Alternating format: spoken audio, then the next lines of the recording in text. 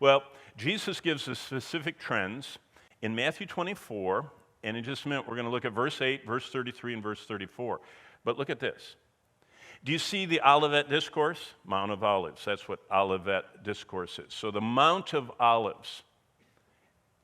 Boy, I'm having, is that bad? I'm having the blinkies. Well, while he's fixing the blinkies, I'll talk about the Olivet Discourse. The Olivet Discourse is the sermon Jesus gave on the Mount of Olives. And Jesus, on the Mount of Olives, in Matthew 24, and if you have your Bibles, it's depending on whether you have one of those Bibles that has little notes in it, like chapter headings. But in Matthew chapter 24, it says this: Then Jesus went out and departed the temple, and his disciples came to show him the buildings of the temple. And if I need to do anything, just tell me. I don't. Looks good. And they said to him, or Jesus said to them, verse 2, Do you see all these things? Assuredly I say unto you, not one stone will be left here upon another that shall not be thrown down. And boy, did that get their attention. So look at verse 3. Now he sat on the Mount of Olives. And as he sat on the Mount of Olives, he began giving this sermon. Now look at this. This is Matthew 24, 24, 24, 24, 24, and the parallel in Luke 21. It has this, the first things coming are false Christ, then war, then famine, then death, and martyrdom, and signs.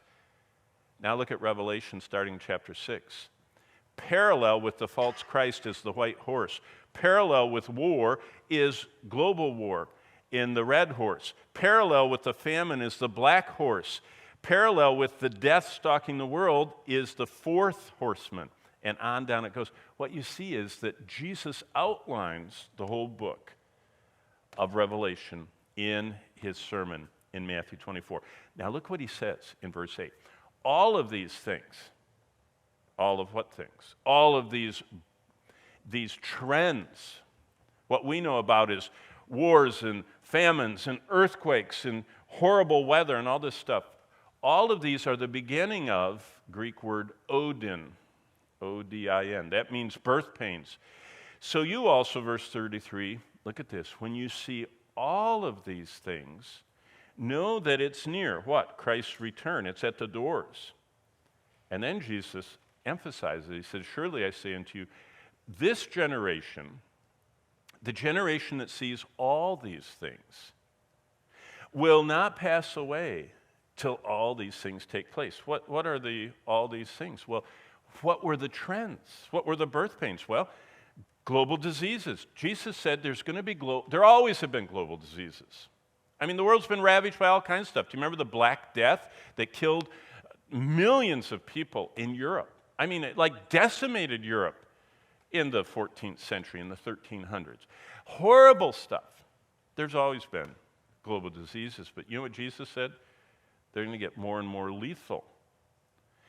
There's always been global warming. They know that from looking at tree rings. I mean, global warming is real. I mean, look at right now. Hundreds of heat records are being broken this week. I mean, I was just in New York. In New York, when I arrived 2 weeks ago, I mean, I couldn't see around the snow piles. They were taller than me where I parked at the little speaker's cabin where Bonnie and I were staying. Halfway through the week, I could see over them. It was 80 degrees. It was freezing. The lake was frozen when I got there, Schroon Lake. It was totally unfrozen when I left. It was so rapidly warming up. They had horrible weather and storms and everything. There has always been global warming, but it's always been a cycle. It goes up and down, up and down. Do you know what it does at the end? It doesn't go down. Oh, it's just going to get warmer, hotter. They're already saying that if the current direction goes, people in the Persian Gulf aren't going to be able to live there. Once it's average temperature of 120 degrees, humans can't live. I mean, if you have to live in air conditioning 99.9% of the time, you really can't live there. You can't live in air conditioning all the time. Thirdly, global water shortages are going to get worse. If you're from anywhere in America that's in the western half, you know there's a water shortage in America. The Colorado Basin is, Lake Mead, Lake Powell, they're a bathtub ring in America. I mean, it's worse than India. There's global food scarcity. It's going to get more frequent. Global conflicts, they're going to get bigger and deadlier. Do I even need to mention that? I mean, we have Russia fighting a proxy war against the United States in the Ukraine. And basically, it's realigning the whole world, almost like the Cold War that, my father, was in World War II, and then I grew up in the Cold War, and then you all grew up in kind of relative peace and prosperity. And now the thing has started again with Russia threatening us. Global hatred for Christ will get more personal. I mean, I just read about the Canadian student that got expelled from his Christian school because he said, well, the Bible says that God made them male and female, created he them. He says that our gender, our birth gender, was assigned by God. And they threw him out of school. And police came and arrested him, took him out for reading in his Christian school from the Bible. Wow. I'm glad we're not in Canada today. There's going to be global tracking that's going to get more complete. But what did Jesus say? He said these are like birth pains. That means they get harder and closer together and more getting your attention. And what it means is the world trends are going to be more visible. And you know what's going to help them being more visible? I have it right here in my pocket.